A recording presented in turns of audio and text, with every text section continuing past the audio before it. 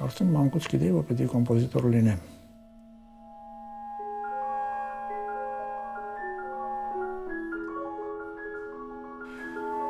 Եթե մանկությունս հիշեմ, ունեի շատ վառ արտահայտված տեսանելի լսողություն, այսինքն յուրաքանչյուր ձայն, յուրաքանչյուր երեսուն, սա միշտ կապված էր լինում ինչ-որ կերպարների, ինչ-որ գույների հետ։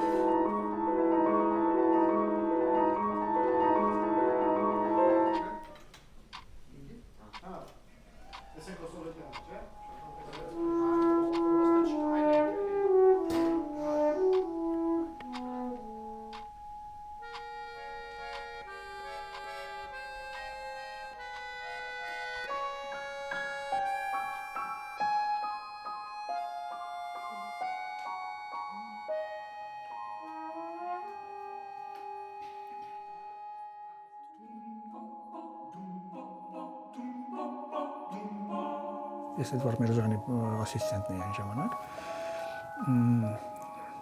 իմ ուսուցչի իդեպ, որին ես այցելում էի դեռ 12 տարեկան հասակ չէ, 10 տարեկան հասակից արդեն իր մոտ գնում էի, երաժշտությունս էի ցույց տալիս եւ այդպես։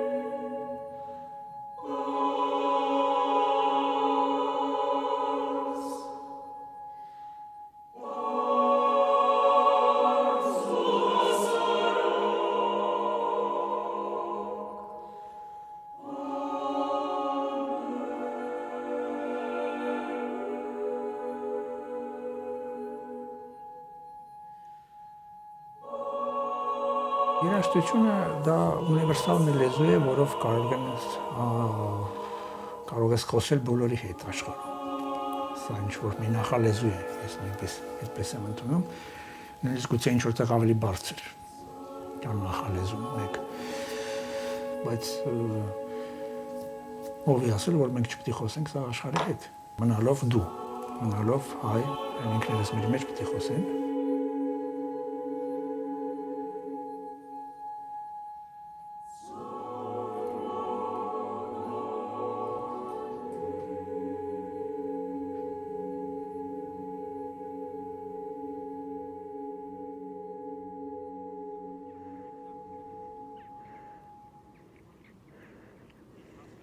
Ամեն մի երկիր իր բանադնում է, գիտեք, այդ կնիքը ինչ-որ, որովհետև ամեն մի քաղաք, ամեն մի տեղակ իր հնչողությունը ունի, իսկ կոմպոզիտորային մարդն է, որը դա լսում է եւ տեսնում է ինչ-որ տեղով, այդ հասկացողությունը լսել, տեսնել երաժշտություն, սա ժամանակի ընթացքում ավելի ու ավելի ինձ համար ակնհայտ է դառնում, տեսնել հենց երաժշտությունը։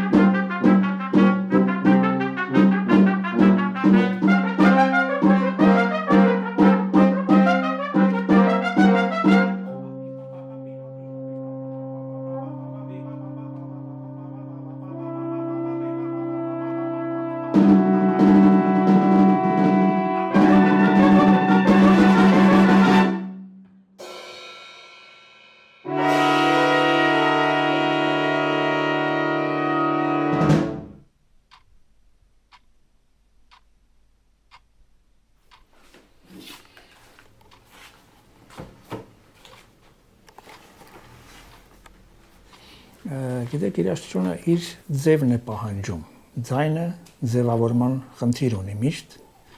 ինչպես օրինակ յուրաքանչյուր նյութ տաշված քարը, հա, այսպես ասենք, ամեն մի քարից կարելի է ստանալ այսինչ ձևեր, բայց օրինակ Դավիթի արսանը չի կարելի պատրաստել թղթից։ Բայց դա չի նշանակում, որ թուղթված նյութ է, հա, թղթից կարելի է շատ չնայած հիմա անում են շերտավոր բաներ, բայց դա Դավիթի արսան չէ։ Այն պահանջում էր հենց իր Կարարայի մարմար քարը, որով եւ արել է վարպետը։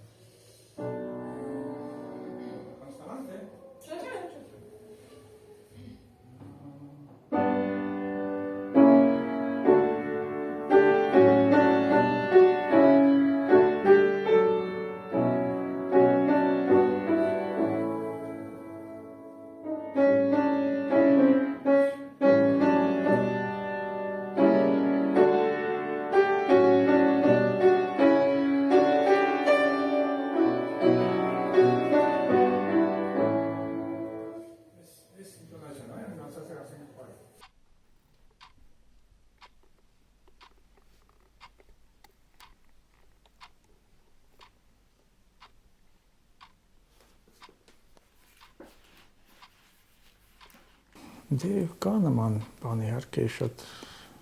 բաները ազդում են քեզ վրա, երբեմն անիմաստության բան է դառնում, բայց ինչ որտեղ, չգիտեմ, երաժշտությունը կարծես հաղթել է։